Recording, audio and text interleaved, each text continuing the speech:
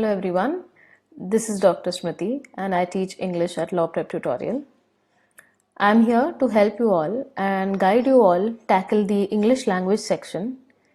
And we at Law Prep Tutorial did not want that this help should be restricted to a particular student or to groups of students. That's why we have resorted to this portal, the LMS portal, where you can log on and see all these videos by various faculty members so that we can help you in clearing CLAT. Right now, our combined aim and intention at LPT, at Law Prep Tutorial, is to help you clear CLAT. And with this intent, I am starting with one of the most important issues of English language for your paper, that is reading comprehension.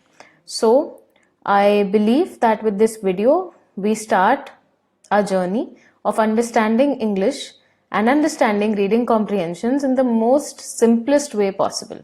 So whether you have doubts regarding your vocabulary or you have doubts regarding your understanding of English, I am here to help you all with the best of my abilities. And in keeping with this and keeping this in mind, I have prepared a sheet of reading comprehension and I'm sharing it with all of you.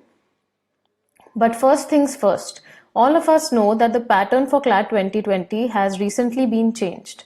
So those of you who are joining us for the first time, they may not be very conversant with the changes. So I thought it would be really nice if we go through the changes in pattern once. And keeping that in mind, I had gone to the consortium of NLUs. This is the link for that. I have given you the link as well. In case there is any need, you can go here as well and you can find out the UG syllabus. And from there, I have copied all this information with regard to the English section of CLAT 2020. So let's just read this since this is very important for you.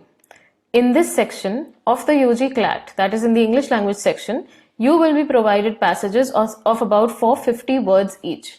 So now this length of words becomes really important because whenever you are practicing a comprehension, the length of words is really important. Because to give you a real-time idea of what is going to happen with you on your final day, you need to be practicing this much length of a passage. So if you're doing it like 1000 words, it is really not, solving the entire purpose. You need to categorically practice passages of about 450 words in length. Secondly, these passages will be derived from contemporary, that is current or historically significant, fiction as well as non-fiction writing. So fiction as well as non-fiction, that is real issues, current issues, both will be asked. And fiction, you understand, stories, imaginative writing, something that really doesn't exist, but people write about it. So significant fiction as well as non-fiction writing. So they will give you issues related to probably judicial activism, related to philosophy, related to evolution, related to story writing. All of this can be covered in your English language comprehension. Now, they further state, the consortium states that these issues would be of a standard that a 12th standard student may be able to read the comprehension in about 5 to 7 minutes.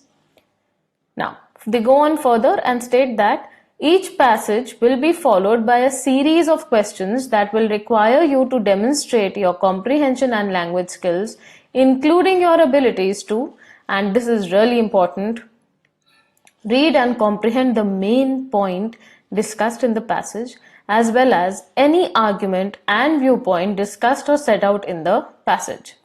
Second, draw inferences and conclusions based on the passage. Thirdly, you may be even asked to summarize the passage. Fourth, compare and contrast the different arguments or viewpoints which have been set out by the author in the passage. And lastly, understanding the meaning of various words and phrases which have been used in the passage. So all of this is something that the CLAT consortium states, and all of this is something that will be asked in your final exam on 10th of May probably. So now, coming to the very basics of reading comprehension. Like I said, you need not worry, you are in very, very safe hands, and I have completely, demystified reading comprehension for you. So 450 words, fiction and non-fiction, 5 questions each, roughly about 6 to 7 passages may be asked in your English section in CLAT 2020. Now, the major issues at hand, for which everyone is, scared, and everyone does not know what to do, what not to do, how to read, how is reading speed going to affect our result, can we read so fast, if we read so fast we are missing out on things, and the second major question, what about accuracy? So I've been teaching for a lot of years now, and the basic concern which students have is that when I increase my reading speed, ma'am, my accuracy goes down. The moment I start concentrating on accuracy, ma'am, my reading speed goes down. I'm not able to solve the English section. I'm not able to reach the English section in a mock. So all of these are genuine concerns. They are very practical problems that you are going to face in your preparation for CLAT. And let me tell you one thing. Whether we talk about reading speed or accuracy, the basics of it lies in your understanding. I've always said that, again I'm repeating it, that how much you understand from the lines written, that is most important. Once your understanding increases, trust me, your reading speed will automatically increase, and so will your accuracy. And then your line will be, ma'am, my reading speed is also going up, my accuracy is also going up. And this is what I aim for in each of you. And this is what I want each of you to achieve. Now, how do we go about solving a reading comprehension where they are asking so many questions in just about 5 to 7 minutes? So we have to read 450 words, understand 450 words, solve all these 5 questions. Now, the first and the most important part of a reading comprehension. What is the main idea? What is the main point? What is the plot of the passage? What is the central idea of the passage? Now let me tell you one thing. Whether we are talking about the primary purpose or the main idea or plot or central idea, all of them are exactly same. Alright? And I will tell you in this video itself how to find out the primary purpose of a passage. Now, the second question. It could be a vocabulary based question like they have mentioned.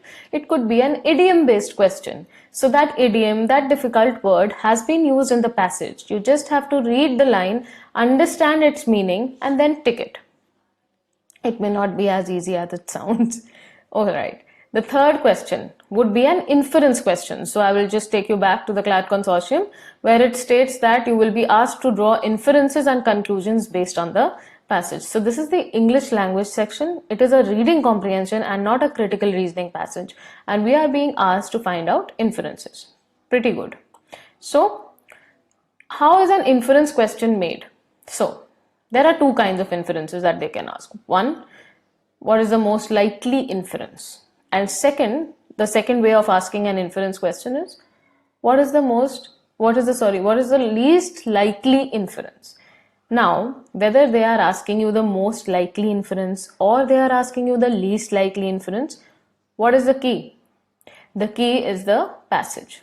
When the question asks you what is the most likely inference, you have to give an answer which is completely in keeping with what the author has said.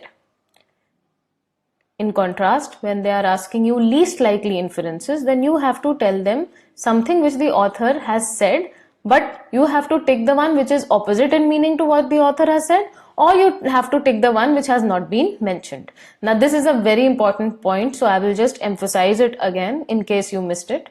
I am saying that when a least likely inference is being asked, there are 2 ways to take it.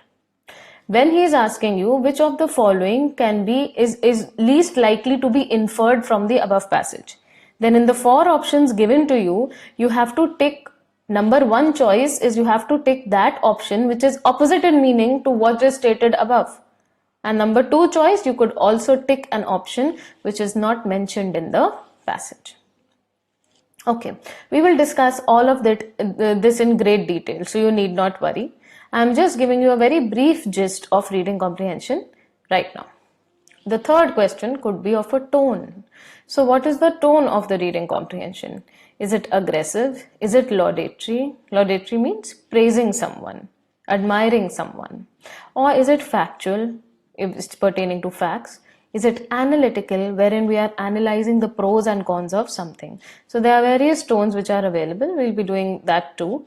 And the fourth question, very much related to tone, and we tend to do this together.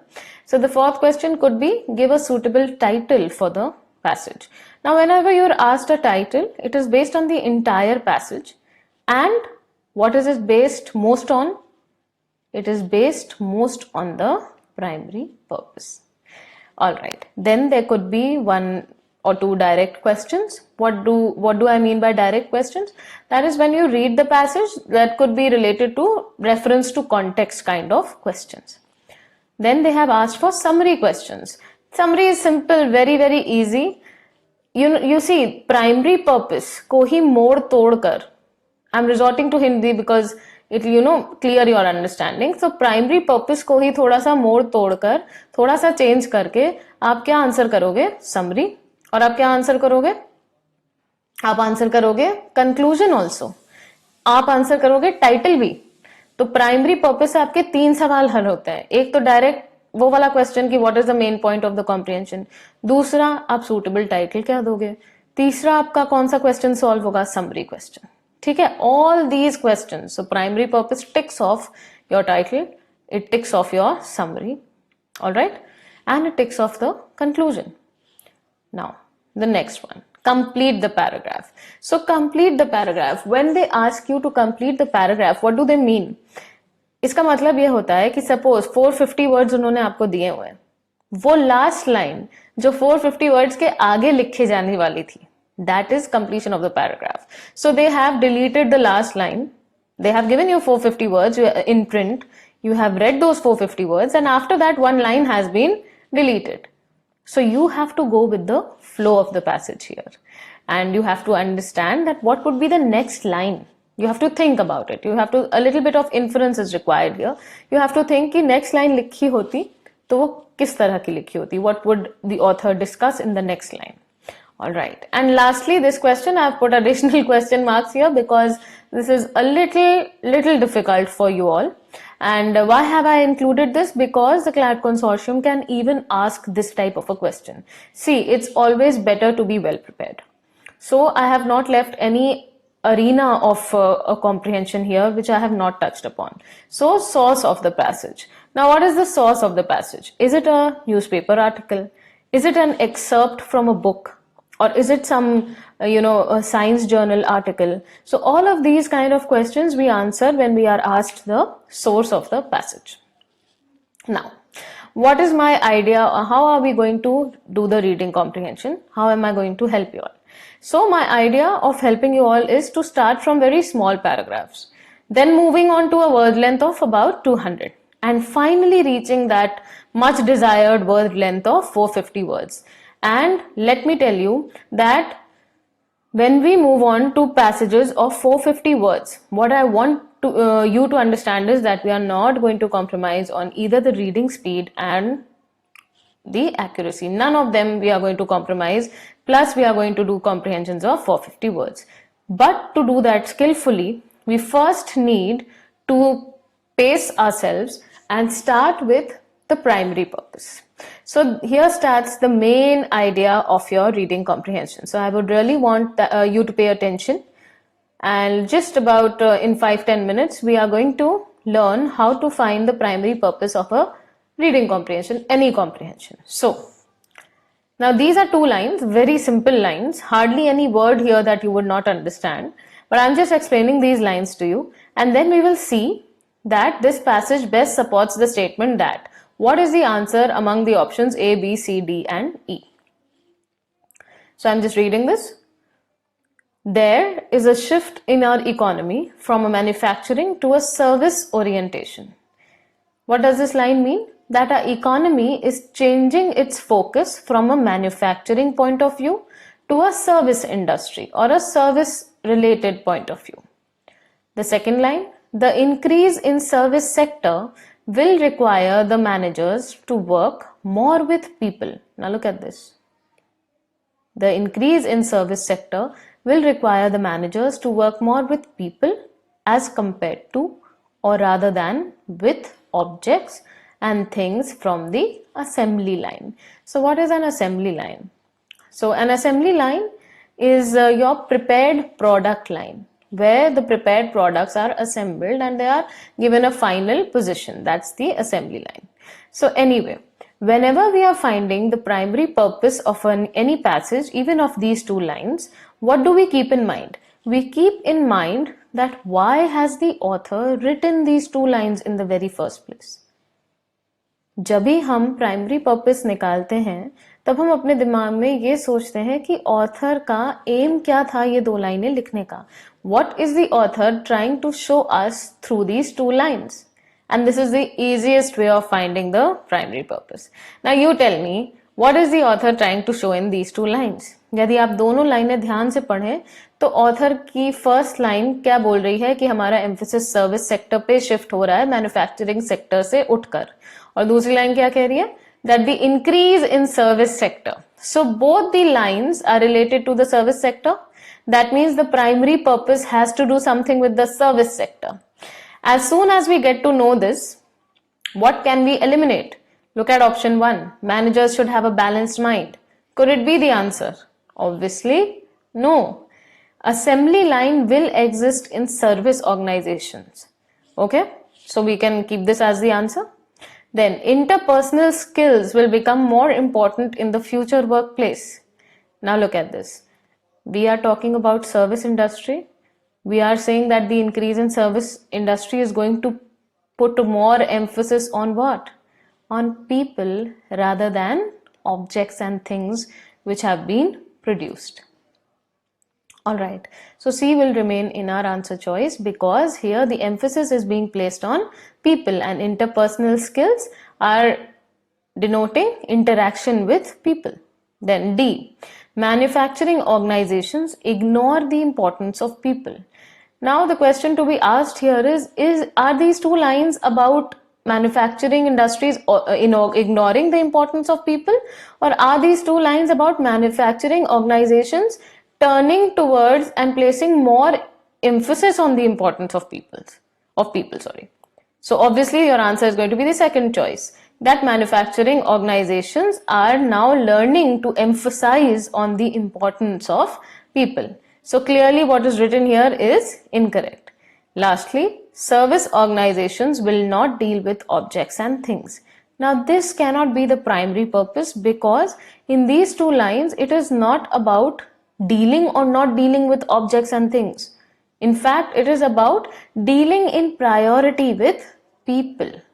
Alright, I hope you understood that. So in the very first go we eliminated A, we eliminated B, we also eliminated D and E.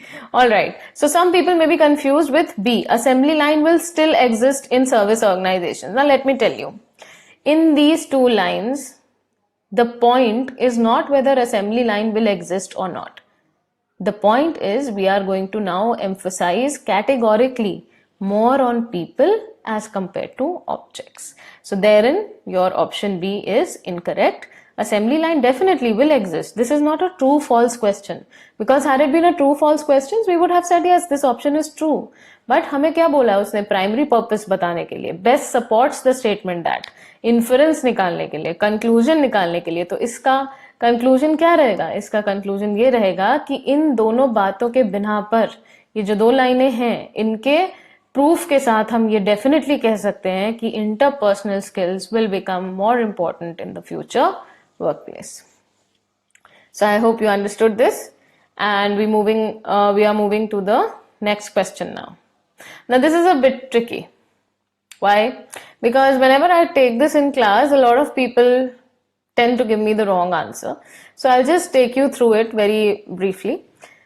So the passage says, the future of women in India is quite bright, and let us hope that they will justify their abilities by rising to the occasion. What is the meaning of this line? So this is pretty simple. The future of women in India is quite bright, and let us hope that they will justify their abilities by performing when required. This is the meaning of rising to the occasion. Second line, Napoleon was right when he declared that by educating women, we can educate the whole nation. Alright. And the last line, because a country can never rise without the contribution of 50% of their population. So all in all, if you read these 3 lines, basically what is the primary purpose? That women and their empowerment is really important. So this is the primary purpose. Let's see option A. India is striving, working hard for the emancipation of women. Emancipation means freedom from obstacles or freedom from customs and religious, certain foundations, limitations. So India is working very hard for the freedom of women. Second, all women should be well educated. Third, a nation can progress only when women are given equal rights and opportunities as men. And lastly, women should be imparted full freedom to prove their worth and contribute to the progress of the nation. Now, when we see these lines, alright, when we go back and read these lines again, then let us ask ourselves that which is the most tricky option to eliminate, right? Now, if we look at option 1, India is working hard for the freedom of women, then we have to go back to the passage and see that apart from line 1, India has not been talked about anywhere. I mean, it's a very small, there are just 3 lines here, but in only 1 line we are talking about the context of women in India. The rest of the 2 lines, I mean the Napoleon one and the last one, they are very general lines. In fact, Napoleon's line is also not related to India. It's a very general kind of a statement, and the last line also. So option A being the right choice, the chances are very, very less. All women should be well educated. Now, this line is too general an option. All women should be well educated. It is not just about education. Here the first line tells us that the future of women in India is quite bright and that they will rise to the occasion. They will prove their mettle. They will show us that how much strength they have. Then Napoleon states that he declared that by educating women we can educate the whole nation, because a nation can never rise without the contribution of 50% of the population. So all in all, the statement is in keeping with the general tone of the passage. All women definitely should be well educated, but it's not complete. We would wait for a better answer. If we don't find a better answer, then we can tick B. Because, and how are we going to complete B? So all women should be well educated. And what should have been written here? And if this happens, the nation will progress. So this part was absolutely missing. That's why B option is not a good choice. Option C. A nation can progress only when women are given equal rights and opportunities as men. And let's read D as well. Women, ought means should, be given, imparted means given. So women should be given full freedom to prove their worth and contribute to the progress of the nation. Now, so actually the choice is between C and D.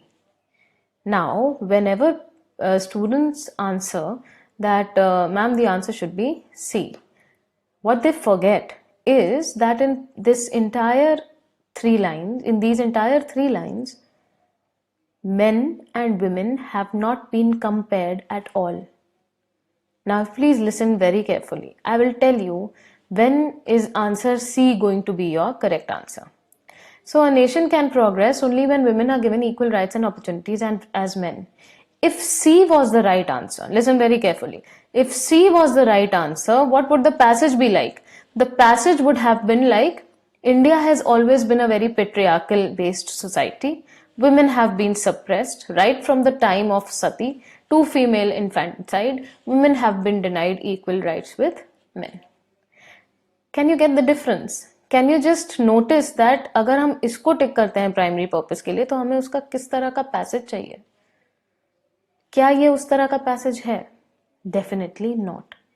And that is why I say that for this comprehension, for this these 3 lines, for this little passage, the primary purpose is going to be D. Why?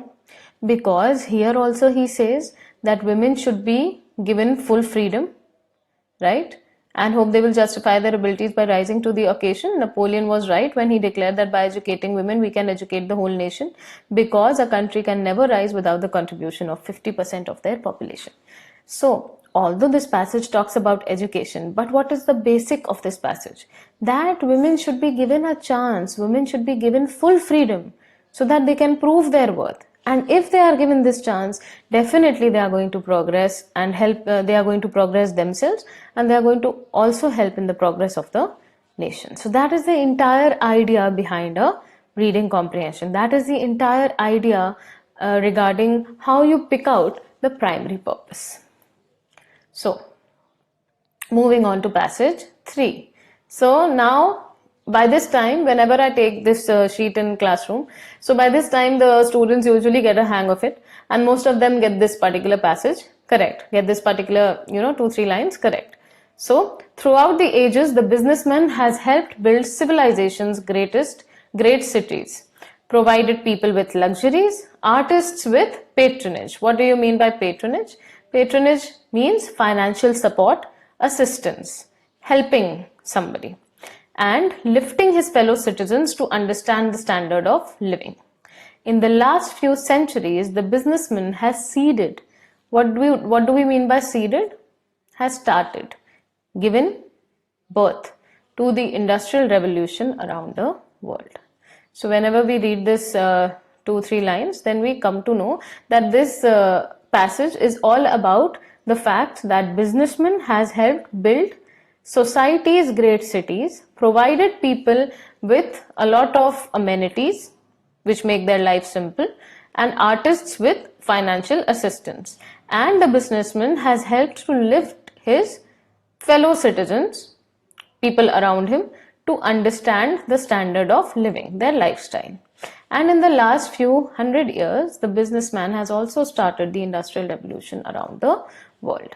Now, this passage best supports the statement that the businessman, number 1, is accountable to the society. Accountability का मतलब होता है hold some kind of responsibility or explains his actions in some manner to the society. So now you can easily eliminate this option. Clearly, there is nothing written here which shows us that the businessman is accountable or responsible to the society. What does this passage actually show?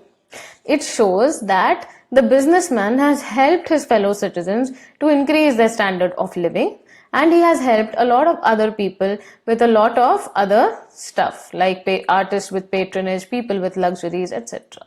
Number 2, the businessman himself lives a luxurious and comfortable life. We do not know about it. The passage is clearly not about this. That the businessman is the beneficiary of the industrial revolution.